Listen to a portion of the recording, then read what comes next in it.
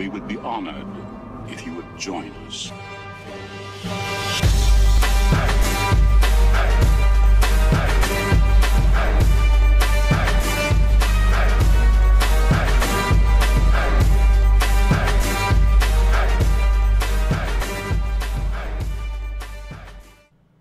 What's up, ladies and gentlemen? It's your boy Vrudums here, coming at you with my very first Star Wars Galaxy of Heroes new character kit reveal as an EA game changer. I am super humbled and super blessed, and I thank you guys so much. I want to thank all my viewers and all the supporters, because without you guys, I would not have been able to receive this title and to get the knowledge and the tools to help elevate my content for you guys to enjoy. So without further ado, let's go ahead and bring our boy to the holo table and introduce Jango Fett. Look, I'm so giddy, man. I'm like a little schoolgirl. I've been waiting for this for so long. So much speculation, so much time and trial and error and thinking about who's next. Is it Revan? Is it Darth Maul with metal legs? Is it Jango?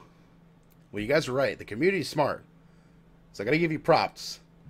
But without further ado, let's just go ahead and dig right into his kit. I want to make this video short and sweet and to the point, so let's get it. So let's start with his basic ability, Unscrupulous Gunfire. The final text reads, deals physical damage to a target enemy and gains 15% offense for each enemy suffering a debuff during this attack. If the target enemy was suffering a debuff, Jango Fett attacks again. Next we have his first special, Shrapnel Blast, and it is a cooldown of 3. The final text says, deals physical damage to a target enemy and to a random enemy. Inflict healing immunity and stagger to a target enemy for 2 turns. His second special is called Conflagration and is a 3 cooldown move. Final text says, inflict burning for 3 turns and then deal physical damage to all enemies. This attack can't be evaded. Target enemy loses 25% max health stacking if they are suffering from a debuff. Also, for raid bosses, loses 10% tenacity stacking if they are suffering from a debuff. Now this is where it gets real spicy. The leader ability is called Anything to Get Ahead. The final text reads, and it's a Zeta by the way, Scoundrel allies have 30 plus speed and all enemies have negative 40% tenacity. Enemies have negative 20% potency for each debuff on all bounty hunter allies. Enemies that are suffering from burning cannot gain bonus turn meter. Bounty hunters gain 35% plus offense when they have Bounty Hunter's Resolve. When Jango Fett is in the leader slot and not the ally slot, the following contract is active. Contracts, we know how they work, but they damage a debuffed enemy 20 times. Obviously, only Bounty Hunters can contribute to the contract. But the reward, though, is that all Bounty Hunter allies gain Bounty Hunter's Resolve at the start of their next turn and 25% critical chance. All Bounty Hunters have their payouts activated. And last but not least, his unique is called Notorious Reputation. It is his second Zeta. Jango Fett has 100% defense penetration and 50% plus max health. Enemies defeated on this turn cannot be revived, and at the start of the battle, whenever he defeats an enemy, Jango Fett recovers 100% protection and gains Bounty Hunter's Resolve until he is defeated. We should all know what Bounty Hunter's Resolve is, but just to refresh, this unit ignores taunt during their turn, and when defeated, revive at 100% health and cannot be dispelled or prevented. And Jango Fett's contract payout is that he gains damage immunity for 2 turns, which cannot be dispelled or prevented, and has 50% plus offense.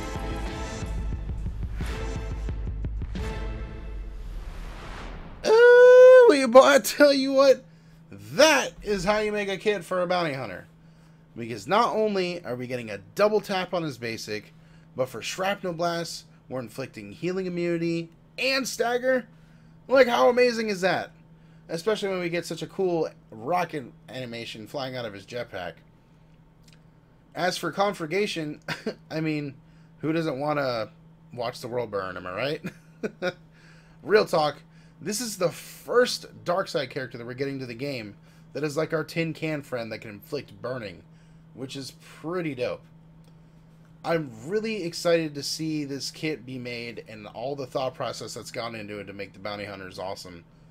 And especially with all of the reworks that's come down the pipeline, it's making this faction really great. I also love the nod they gave to his son when it comes to synergy with them together, because Boba can really benefit from Jango's unique even before the contract payment goes active. But let's be honest here. The best part about Jango coming is him making the bounty hunters arena viable. Like, lol, what is life right now? I've done a lot of battles on my test accounts, and I'll tell you what, you can go ahead and say bye Felicia to those Treya-led, Palp-led, Rex-led Titans teams, and kiss them on the cheek and say goodbye. But now I can also play devil's advocate and say we got to be careful of those Bastila teams, because as we all know, nothing sticks to them under her leadership ability, and if the bounty hunters can't apply their debuffs, they're done. On another positive note, though, when it comes to guild events, for Territory War, we've been lucky since we got Boss because he's a very good defensive-led team.